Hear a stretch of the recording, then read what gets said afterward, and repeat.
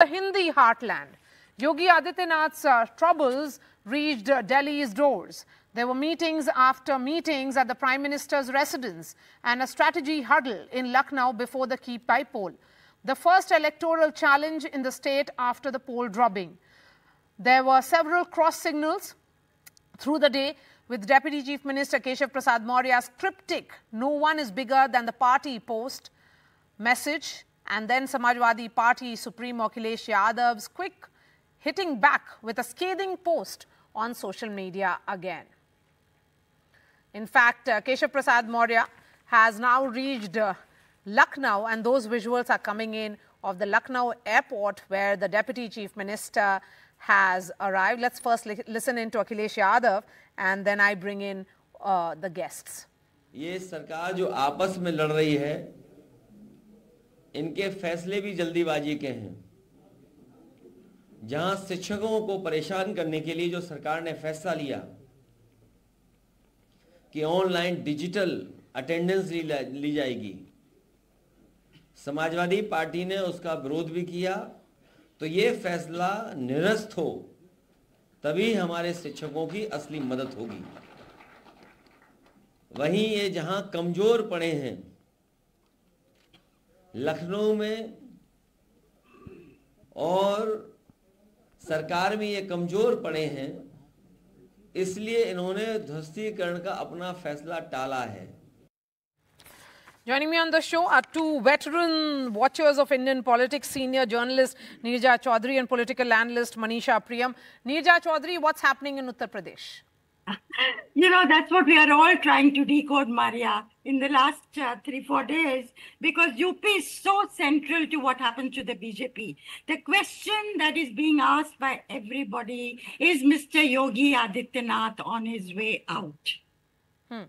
And if that is a decision the party has made, the timing of it is very critical. Will he be moved now, or will they wait for the 10 by-polls to be over, and or even the 3 state elections to be over before any move is made in that direction? Haryana, Maharashtra, and Jharkhand. So there's been a lot of, in the last days, we've seen the state executive in Lucknow, and the state meeting, a very large state meeting that's taken place in Lucknow, where people have given expression to their unhappiness about what went wrong during the Lok Sabha election, and there is worry on that count. The allies of the BJP have also spoken very openly, Sanjay Nishad, Anupriya Patel, and so on. And the state chief of the party has expressed his willingness to make way for somebody else. So a lot of things are on the move.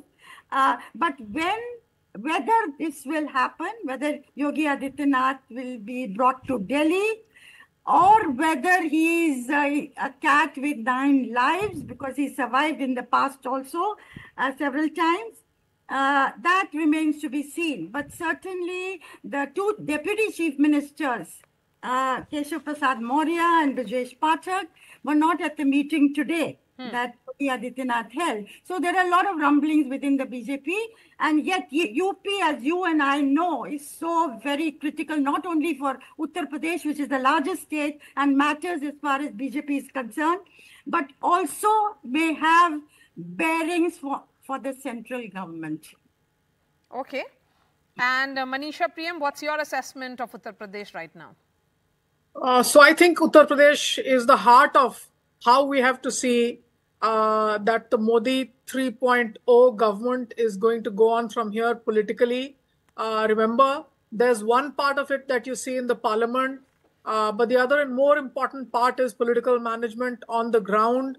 The Yogi differences with Amit Shah here were well known, but what we've seen in the past is the Prime Minister's often enough made public appearances with Mr. Yogi Adityanath to show that, politically, Mr. Modi is the top man in command. Now, if, as we see things turning out now, it's quite clearly the fact that, the party led by Mr. Amit Shah is clearly calling the shots. Now, we have to see it at various levels. The first is that the BJP itself has not elected a new party president at the moment. So you can see that the government at the center is running the party as well quite clearly. Now, you can also see that Mr. Keshav Dev Maurya is a man who's supported by the center. He was unable to win the last assembly election. And I think there have been deep battle lines drawn since then. The allies coming up and saying, critiquing the Yogi government means that the allies of the BJP in Uttar Pradesh and Keshav Dev Maurya may be on one side, but where are the MLAs and legislatures?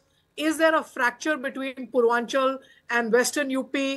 Which side is coming more towards the central political leadership? All those are things that are behind the curtains, but also very important to remember that even Mr. Yogi Adityanath's government has been held quite closely by the center. The chief secretary was someone, Dayasankar Mishra, up until now, who had been a person of their choice. Also the fact that the governor is, as per the constitution, an agent of the center. So these two actually hem in the moves that are left with Yogi Adityanath ji.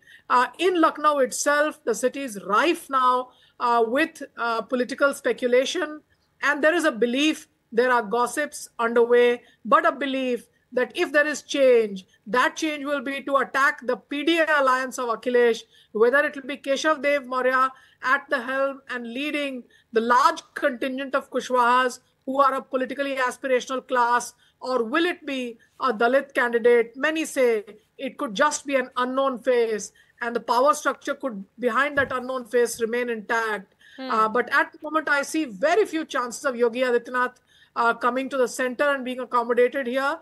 Remember, he's, unlike Shivraj Singh Chauhan, not a man with governance in a particular sector. He's a field-oriented person. Okay. He's got political strength in Purvanchal, and those things don't really make him a tall leader for the center government of the BJP. In Uttar Pradesh, however, whether Yogi Adityanath will continue to hold on or will he give way? If he does, then under what circumstances? Okay. Those are the discussions that are underway. Neerja Chaudhary, you know, Yogi Adityanath's power that he wields is very, very clear. But what about Bhupendra Chaudhary and Keshav Prasad Maurya? Well, you know, Keshav Prasad Maurya has been camping in Delhi for many, many days, as we know. Yes. And now he's back. What role will they get?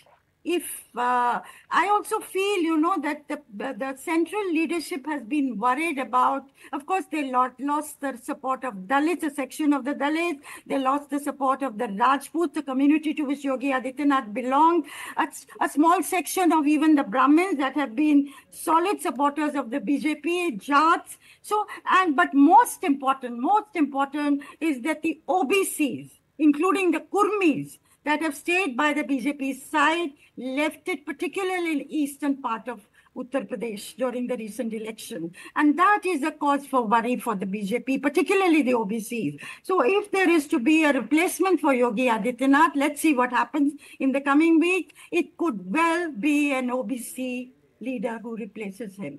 Because, you know, OBCs have stayed by the BJP in the recent years.